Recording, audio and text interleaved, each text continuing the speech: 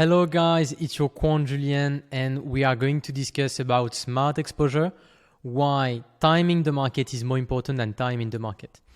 So really to sum up the video, I wanted to start with this altcoin market cap chart. I think it's pretty straightforward, right? Especially for those who were there during the previous bull cycle. So we had this this long bear market, then this I would say startup phase, like when the market warmed up, and then we had like this big bull market with basically like altcoins all going up, no matter the fundamental or anything. And then we had this bear market, this consolidation phase. We are now most likely in a phase where we are going to take off or ramp up the pace and we say extract this long, I would say, consolidation phase for many altcoins like AVI and everything. And so that's what I want to discuss today. So let's go back on a Substack article that will be published in a few days. So it's about smart exposure. And, you know, I always defend the smart exposure thesis where you only want to get the most, I would say, relevant exposure to an asset rather than just hodling or doing DCA. And that's why momentum is so important.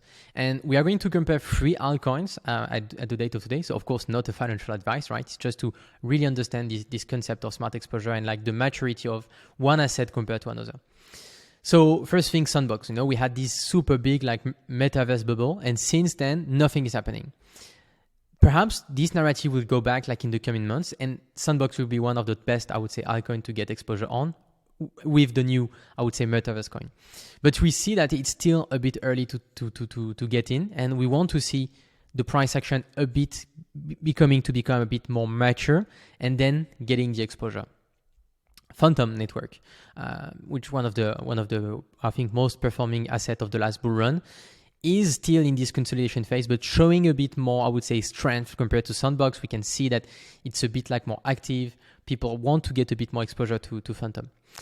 And then another one, I think, who is way more mature is definitely AVAX.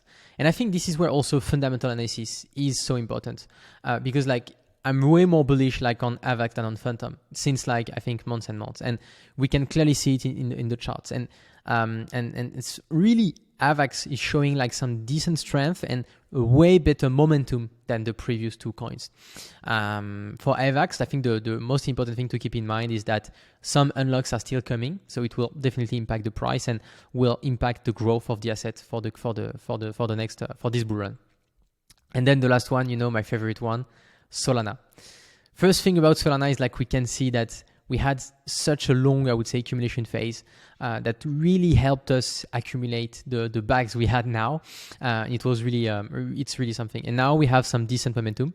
And actually, we had a push this week of Solana to above $130, which definitely shows some signs of growth. So of course, definitely Sandbox could outperform Solana because it's a lower market cap and because the price is so low now. But what I wanted to highlight is I think Solana will keep pushing.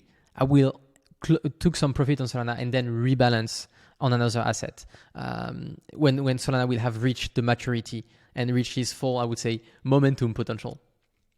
And that's why timing the market is so important compared to timing the market. And really imagine people who had done all the DCA hodling since the previous cycle on Solana. I think they might have an average price of $140. Then when it's going here, it's so hard and it's so painful that so many of the holders sold close to the bottom, and then now Solana is back to $130, and that's something.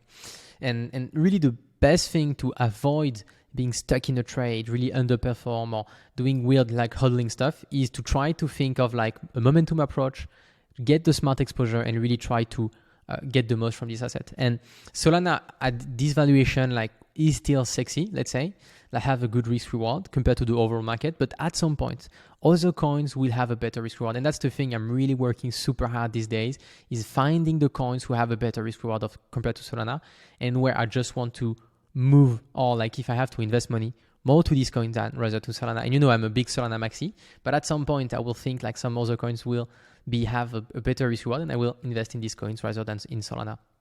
And that's the thing to keep in mind. Some hope to end. I think this video is let's hope, I would say, that the market, the icon market, goes above 3 trillion. So no, the whole market, I would say, not the altcoin market.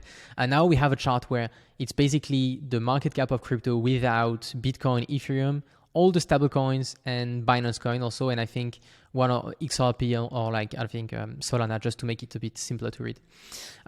You can see that definitely here, those who make it like through the bear market and then did like their trades on the altcoin market, I would say, really extracted a decent, I would say, value. And I think we are kind of like at the same phase here. So we already had like some upward movement. So it's not like as if, like, let's say we take it from here to not like say we snipe the bottom, already up like 70%. It's definitely something. I think it can go way higher. We will have some clear, I would say, drawdowns in this phase. And these are the phase where you want to reallocate money, rotate and everything, and get the smart exposure and really focus on looking at the best momentum coins in the market. So that's it. That was a word from your quant in terms of choosing the right asset at the right timing. And I hope it will help you make it during this bull market.